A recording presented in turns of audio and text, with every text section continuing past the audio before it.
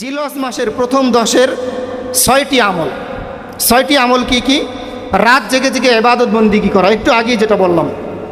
তাহলে যদি আমরা তা নাও পারি, অন্তত পক্ষে রাতের কিছু সময়, অন্তত পক্ষে ভাই পায়ে হাত রেখে বলতেছি, জিলহজ মাসের প্রথম 10টা রাত্র মানে 9টা রাত্র, পহেলা জিলহজ থেকে মানে মঙ্গলবার রাত থেকে একেবারে পরবর্তী মঙ্গলবার, বুধবারে তো বৃহস্পতিবার কোরবানি, পরবর্তী বৃহস্পতিবার পর্যন্ত, বুধবার পর্যন্ত আমরা প্রত্যেকটা রাতে কমপক্ষে 2 রাকাত তাহাজ্জুদ যেন আমরা পড়ি, পায়ে হাত রেখে বলতেছি। এবং আমরা যাদের পক্ষে সম্ভব প্রত্যেকটা দিন একেবারে 1 তারিখ থেকে নিয়ে 9 তারিখ পর্যন্ত প্রত্যেকটা দিন আমরা রোজা রাখব। আমি নিজে নিয়ত করেছি রোজা রাখব, আপনারা সবাই অথবা কে কে নিয়ত করতে পারি এই জিলহজ মাসের 1 তারিখ থেকে 9 তারিখ পর্যন্ত রোজা রাখবো। আমি নিজে নিয়ত করেছি রোজা রাখবো ইনশাল্লাহ। এরকম কে কে আসি 9 দিন রোজা রাখবো? আলহামদুলিল্লাহ, আলহামদুলিল্লাহ, আল্লাহ কবুল করুক। যারা আমরা 9 দিন রোজা রাখতে না পারবো তাদের জন্য আল্লাহর হাবিব সাল্লাল্লাহু আলাইহি ওয়াসাল্লাম বলেছেন, বিশেষ করে 9 তারিখের রোজাটা আমরা রাখবো। যারা এই 9 দিন পারবো না, শুধুমাত্র 9 তারিখের রোজাটা আমরা অবশ্যই রাখবো। কারণ এই দিন রোজা রাখার ব্যাপারে আল্লাহর হাবিব সাল্লাল্লাহু আলাইহি ওয়াসাল্লাম বলেছেন, সাহাবায়ে কেরাম রাসূল করিম সাল্লাল্লাহু আলাইহি ওয়াসাল্লামকে জিজ্ঞাসা করতেছিলেন, ক্বালু ইয়া রাসূলুল্লাহ ওয়ালাল জিহাদু ফি সাবিলিল্লাহ, হে আল্লাহর নবী, আল্লাহর রাস্তায় জিহাদ করার থেকেও কি উত্তম? আল্লাহর রাস্তায় যদি কোনো ব্যক্তি জিহাদ করে তার চাইতেও এই শেষ দশকের মানে জিলহজ মাসের প্রথম দশকের আমল উত্তম? আল্লাহর হাবিব সাল্লাল্লাহু আলাইহি ওয়াসাল্লাম বললেন, ক্বালা ওয়ালাল জিহাদু ফি সাবিলিল্লাহ ইল্লা রাজুলুন খরাজা বিনাফসিহি ওয়া মালিহি। অবশ্যই আল্লাহ তাআলার রাস্তায় যারা জিহাদ করে তাদের থেকেও এই জিলহজ মাসের প্রথম দশকের আমল উত্তম। আল্লাহু আকবার, একটু চিন্তা করে দেখেন, নবীজি বলতেছেন। কিন্তু ইল্লা রাজুলুন খরাজা বিনাফসিহি ওয়া মালিহি, ওই ব্যক্তির চাইতে জিলহজ মাসের প্রথম 10-এর দশকের আমলটা উত্তম না ওই ব্যক্তির চাইতে। কোন ব্যক্তি? যে ব্যক্তি আল্লাহর রাস্তায় জিহাদে গেছে, যাওয়ার পরে নিজের জান এবং মাল একেবারে আল্লাহর রাস্তায় দিয়ে দিয়েছে, অর্থাৎ শহীদ হয়েছে। জিহাদে যাওয়ার পরে আর ফেরত আসে না, এই ব্যক্তি তো আল্লাহর রাস্তায় নিজের জীবনটাকে বিলিয়ে দিয়েছে। এই ব্যক্তি ছাড়া যে ব্যক্তি জিহাদে গেছে আবার তিনি অক্ষত অবস্থায় ফেরত আসছে, তার চাইতেও উত্তম হচ্ছে জিলহজ মাসের প্রথম দশকের আমল। আল্লাহু আকবার। জিলহজ মাসের গুরুত্ব সম্পর্কে আল্লাহ পাক রব্বুল আলামিন কোরআনুল কারীমের মধ্যে বলেন, ওয়াল ফাজর ওয়া লায়ালিন আশর ওয়াশ-শাফঈ ওয়াল ওয়াতর ওয়াল লাইলি ইযা ইয়াসর। 30 নম্বর পারা সূরাতুল ফাজর। এই 4টা আয়াতের মধ্যে আল্লাহ পাক রব্বুল আলামিন 5টা জিনিসের কসম করেছেন। কয়টা জিনিস? 5টা জিনিস। 1 নম্বর ওয়াল ফাজর, ফজরের কসম, ফজরের যে সময়টা, ফজরের কসম। ওয়াল্লাইলি ওয়ালায়ালিন আশর, 10টি রাতের কসম। মুফাসসিরিনে কেরামগণ বলেন এই 10টি রাত বলতে জিলহজ মাসের প্রথম 10টি রাতের কথা বোঝানো হয়েছে। সুবহানাল্লাহ। জিলহজ মাসের প্রথম 10টি রাত কতটা গুরুত্বপূর্ণ যে আল্লাহ পাক রব্বুল আলামিন এই রাতের কসম করেছেন। আল্লাহু আকবার। তারপরে ওয়াশ-শাফঈ ওয়াল ওয়াতর, জোর এবং বিজোরের কসম। এই গেল 4টা। 5 নম্বর ওয়াল লাইলি ইযা ইয়াসর, রাতের কসম, যখন সেটা রাত যখন আসে, এই রাতের কসম। আল্লাহ পাক রব্বুল আলামিন বলেছেন, এই কথাটাই তো গুরুত্বপূর্ণ। কিন্তু আল্লাহ তাআলা যদি কসম খায় তখন বুঝতে হবে এই বিষয়টা আরও কতটা গুরুত্বপূর্ণ। তাহলে জিলহজ মাসের প্রথম 10 রাতের কসম করেছেন কে? আল্লাহ তাআলা। একটু চিন্তা করে দেখেন কতটা গুরুত্বপূর্ণ। আরেকটি হাদিস আমরা শুনি জিলহজ মাসের প্রথম 10 রাতের ব্যাপারে।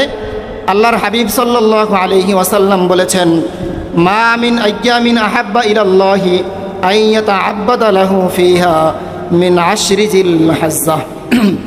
আল্লাহ পাক রব্বুল আলামিনের কাছে জিলহজ মাসের এই যে গোটা বছর আমরা যে ইবাদত বন্দেগী করি, গোটা বছরের ইবাদত বন্দেগীর তুলনায় জিলহজ মাসের প্রথম 10 দিন এবং 10 রাতের যে আমল, এই যে ইবাদত, এই ইবাদত বন্দেগীটা আল্লাহ তাআলার কাছে সবচাইতে বেশি পছন্দনীয়, বেশি কবুল করে আল্লাহ তাআলা। ইয়াদিলু সিয়ামু কুল্লি ইয়াউমিম মিনহা বিসিয়ামি সানাহ।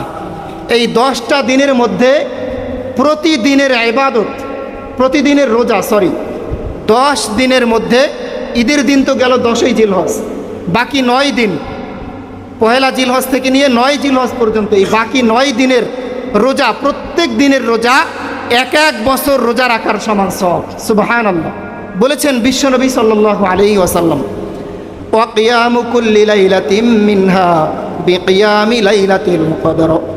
এবং এই যে 10টি রাতের মধ্যে এই 9টি রাত, অর্থাৎ জিলহজ মাসের প্রথম থেকে একেবারে 9ম রাত পর্যন্ত প্রত্যেক রাতের ইবাদত শবে কদরের ইবাদতের সমান। সুবহানাল্লাহ। শবে কদর কোন জিনিস? এক রাতের ইবাদত 1000 মাসের চাইতে উত্তম। শবে কদর আমরা পাই কি পাই না কোনো নিশ্চয়তা নাই, কারণ শবে কদর তো বেজর রাত্রে হয়। আর ওই বেজর রাত্র 21শে রমজান হয় না 23শে রমজান হয় না 25 রমজান হয় না 27 রমজান হয় না 29 রমজান হয়, আমরা জানি না। যার কারণে আমরা শুধুমাত্র 27 রমজানে ইবাদত করি। আমরা কতজন শবে কদর পাই কোনো নিশ্চয়তা নাই। কিন্তু এই যে জিলহজ মাসের 10টা রাত যদি কোনো ব্যক্তি ইবাদত বন্দিগি করে, তাহলে প্রত্যেক রাতের ইবাদতের বিনিময়, এক একটা রাতের ইবাদতের বিনিময় আল্লাহ পাক রব্বুল আলামিন তাকে এক একটা শবে কদর পাওয়ার সমান সওয়াব দান করে। সুবহানাল্লাহ। রমজান মাসে আমরা শবে কদর পাই কি পাই না নিশ্চয়তা নাই, কিন্তু জিলহজ মাসের এই যে 10টা রাত যদি আমরা ইবাদত বন্দিগি করি, তাহলে শবে কদর পাওয়ার সমান সওয়াব আল্লাহ তাআলা আমাদেরকে দান করবেন। সুবহানাল্লাহ। আল্লাহ তাআলা আমাদেরকে এই জিলহজ মাসের 9টা দিন রোজা রাখার এবং এই জিলহজ মাসের প্রত্যেকটা রাতে 9 তারিখ পর্যন্ত প্রত্যেকটা রাতে ইবাদত বন্দিগি করার তৌফিক দান করুক। সকলে বলি আমিন। জিলহজ মাসের প্রথম 10-এর 6টি আমল। 6টি আমল কি কি? রাত জেগে জেগে ইবাদত বন্দিগি করা, একটু আগেই যেটা বললাম। তাহলে যদি আমরা তা নাও পারি, অন্তত পক্ষে রাতের কিছু সময়, অন্তত পক্ষে ভাই পায়ে হাত রেখে বলতেছি, জিলহজ মাসের প্রথম 10টা রাত্র মানে 9টা রাত্র, পহেলা জিলহজ থেকে মানে মঙ্গলবার রাত থেকে একেবারে পরবর্তী মঙ্গলবার, বুধবারে তো বৃহস্পতিবার কোরবানি, পরবর্তী বৃহস্পতিবার পর্যন্ত, বুধবার পর্যন্ত আমরা প্রত্যেকটা রাতে কমপক্ষে 2 রাকাত তাহাজ্জুদ যেন আমরা পড়ি, পায়ে হাত রেখে বলতেছি। এবং আমরা যাদের পক্ষে সম্ভব প্রত্যেকটা দিন একেবারে 1 তারিখ থেকে নিয়ে 9 তারিখ পর্যন্ত প্রত্যেকটা দিন আমরা রোজা রাখবো। আমি নিজে নিয়ত করছি রোজা রাখবো, আপনারা সবাই অথবা কে কে নিয়ত করতে পারি এই জিলহজ মাসের 1 তারিখ থেকে 9 তারিখ পর্যন্ত রোজা রাখবো। আমি নিজে নিয়ত করছি রোজা রাখবো ইনশাল্লাহ। এরকম কে কে আসি 9 দিন রোজা রাখবো? আলহামদুলিল্লাহ, আলহামদুলিল্লাহ, আল্লাহ কবুল করুক। যারা আমরা 9 দিন রোজা রাখতে না পারবো তাদের জন্য আল্লাহর হাবিব সাল্লাল্লাহু আলাইহি ওয়াসাল্লাম বলেছেন, বিশেষ করে 9 তারিখের রোজাটা আমরা রাখবো। যারা এই 9 দিন পারবো না, শুধুমাত্র 9 তারিখের রোজাটা আমরা অবশ্যই রাখবো। কারণ এই দিন রোজা রাখার ব্যাপারে আল্লাহর হাবিব সাল্লাল্লাহু আলাইহি ওয়াসাল্লাম বলেছেন, আমার ধারণা আল্লাহ পাক রব্বুল আলামিন যে ব্যক্তি ইয়াউমুল আরাফার দিন রোজা রাখবে, 9 তারিখের রোজাটা রাখবে, আল্লাহ পাক রব্বুল আলামিন তার বিগত 1 বছরের এবং সামনের 1 বছরের গুনাহ আল্লাহ তাআলা মাফ করে দিবেন। সুবহানাল্লাহ। তাহলে পায়ে হাত রেখে বলতেছি ভাই, আমরা যারা কোরবানি করব অথবা করব না, আমরা যারা এখানে মুসলমান, যারা এখানে আমরা উপস্থিত আছি, সকলের পায়ে হাত রেখে জোর করে বলতেছি, অন্তত পক্ষে 9 তারিখের রোজাটা আমরা রাখবই রাখবো। এই ব্যাপারে আমরা কেউ কার্পণ্য করব না। তারপরে হচ্ছে আরেকটা বিশেষ আমল হচ্ছে জিলহজ মাসের যে 1 তারিখ থেকে নিয়ে একেবারে 10 তারিখ পর্যন্ত, 10 তারিখে তো ঈদ, এই ঈদের দিনে আমরা নখ, চুল, তারপর দাড়ি, গোফ যা কিছু আছে, নাভির নিচের পশম, এগুলো এই 10 দিনের মধ্যে আমরা কাটবো না। একেবারে ঈদের নামাজ পড়ে কোরবানি ঈদের পরে আমরা কাটবো, পরিষ্কার করব।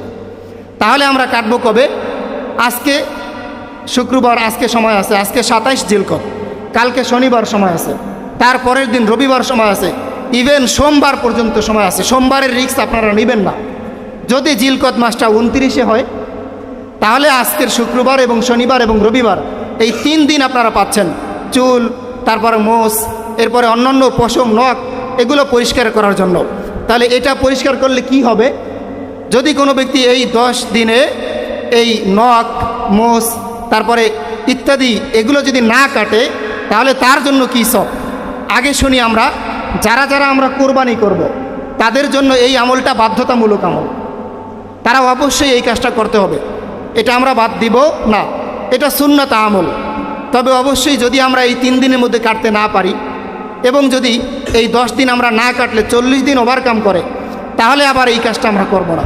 কারণ 40 দিন যদি ওভারকাম করে, এটা তো আবার আমার জন্য জায়েজ নেই।